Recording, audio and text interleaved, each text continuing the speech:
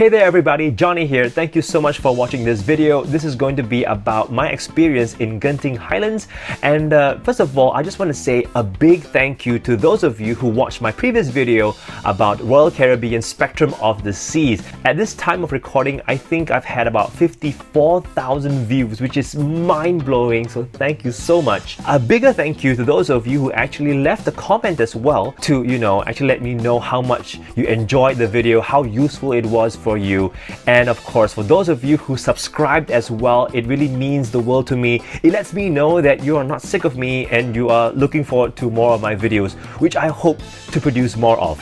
If you haven't already watched the video, I will leave a link somewhere for you to go ahead and view that if you want to. Okay, so now anyway, back to today's video. It's going to be about my family's trip to Genting Highlands. So if you're ready, let's go ahead and roll the intro.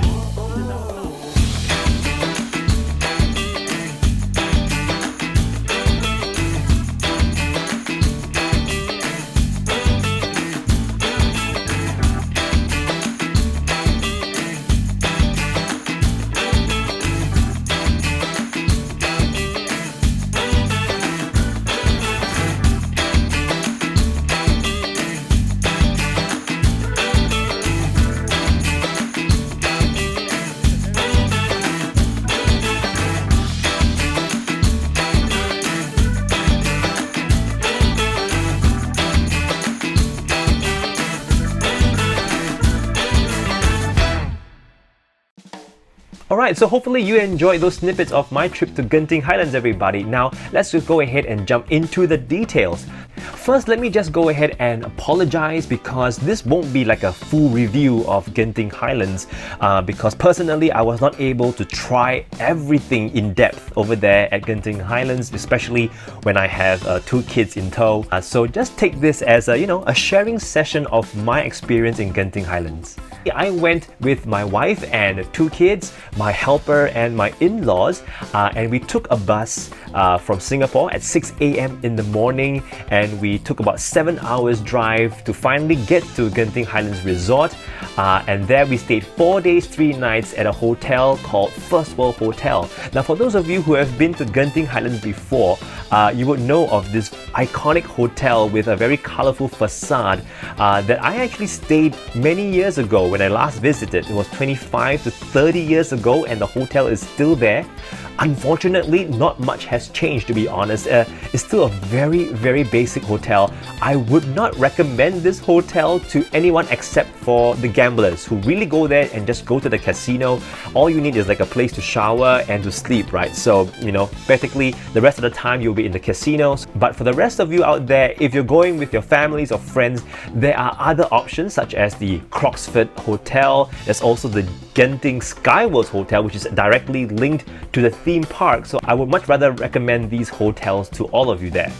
Okay, very quickly, let's talk about Sky Avenue. What can I say? Sky Avenue is like the hub of the entire resort area. It links to the hotels, the restaurants, the indoor theme park, the outdoor theme park, the shopping area, even the concert hall as well. So this is the place where many of you would start at, okay? Now, it's a very nicely done up place with a very grand lobby, and we also have all these LED screens and neon lights flashing everywhere. So it does give you a bit of like a Las Vegas kind of feel. So it does make you go, whoa, a little bit. Now, in this place, you can find lots of places to eat because after all, everyone needs to eat, right? There's a lot of different types of cuisines there, if you like. I think we have Thai food, there's traditional Chinese food, there's local delights, there's Italian food. For my family and I, we did have some Chinese food from Paradise Dynasty and Din Tai Fung. We also went to Madame Kwan's, which served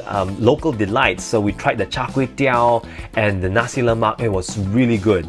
In Sky Avenue, there are also some, shopping outlets that you can go to as well. I did see a Uniqlo there, that's about it. But I think there's a bigger shopping area inside that you can go explore if that's what you want to do.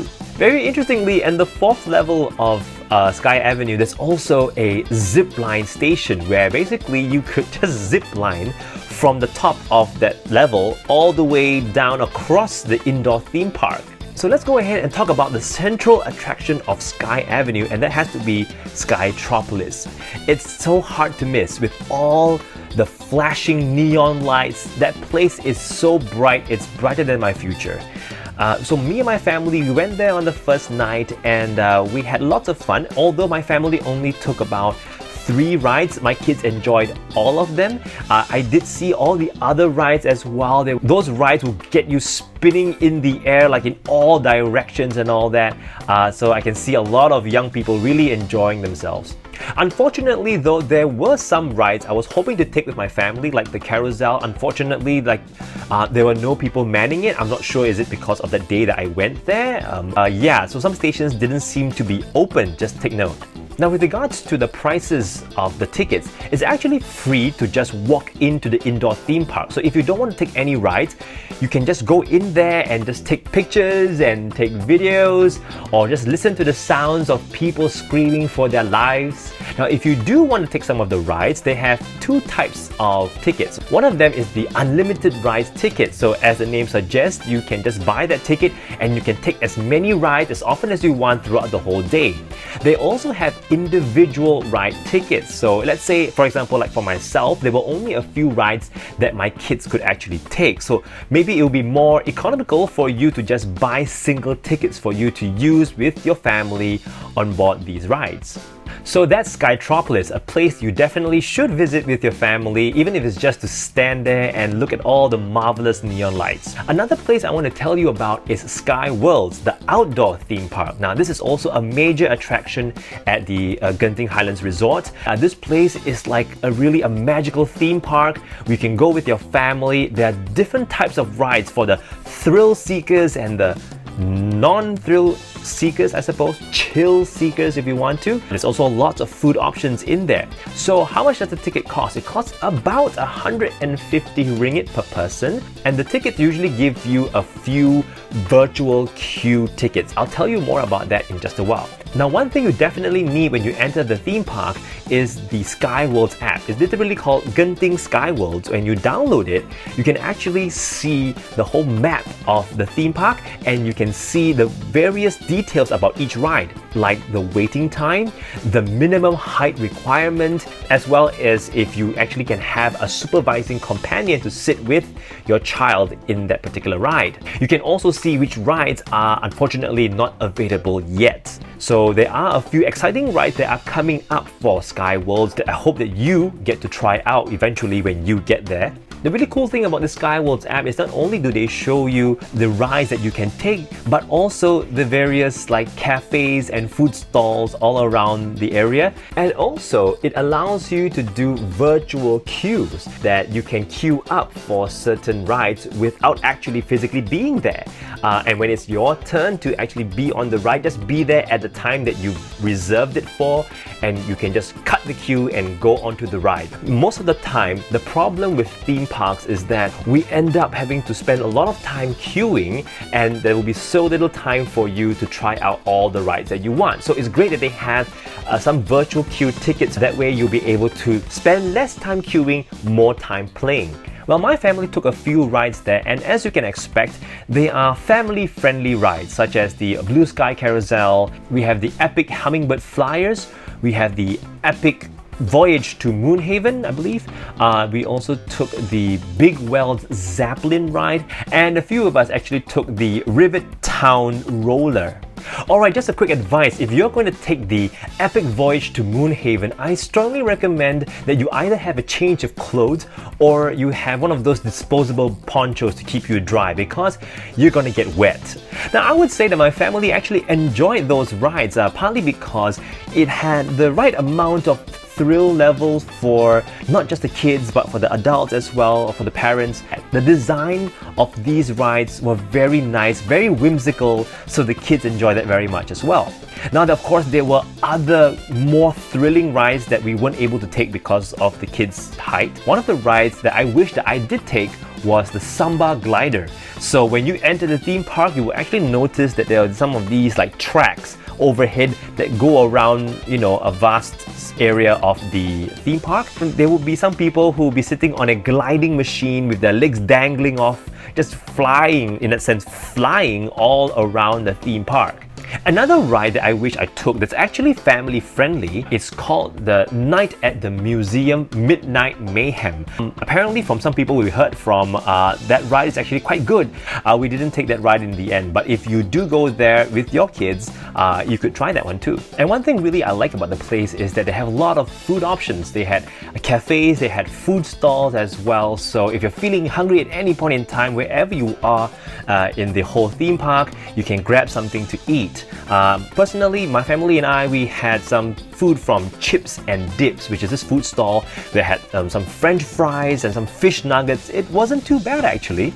And when we were there were times that the whole theme park was covered in clouds. I mean, after all, you are atop of a mountain, and so happened that day was supposed to be a cloudy come rainy weather, so the clouds did kind of roll over the whole theme park. So my advice to you is that if you are going there for a few days, choose the best day by looking at the weather for the next few days, and then choose the day with the sunniest weather to be there, so that your whole view of the whole theme park shot will be nice and clear and it won't dampen your experience. So that is SkyWorlds, everybody. It's a whimsical, awesome theme park that's definitely worth a visit, whether you're going with your friends or you're with your family. It's totally Instagrammable, and it also features some of your favorite characters from favorite movies like Ice Age and Epic and all that, so give it a go. I want to tell you a bit more about one place that I went to that is called Ripley's Adventureland. Now this place is located on the 4th level of Sky Avenue, and it's this big place that has a trick eye museum. It has a museum full of odd and strange stuff, so it's called like the auditorium. There's also an area where the kids can rent these little tricycles and just cycle around the area. There's an arcade where you can play some games as a family, and there's also one place that my family tried out. It's called Jungle Gym. Now, as the name suggests, it's a place where your kids can turn into monkeys and go in there and just have lots of fun. Okay, it's an indoor playground with like ball pits. We have slides. We have various obstacles that the kids can, test out various aspects of their agility. And there's also one area that was quite fun for us where you can shoot these styrofoam balls through these like air pressured guns. The kids had lots of fun firing those balls at their father, at least. Yeah. But there are some things about this place that wasn't too good.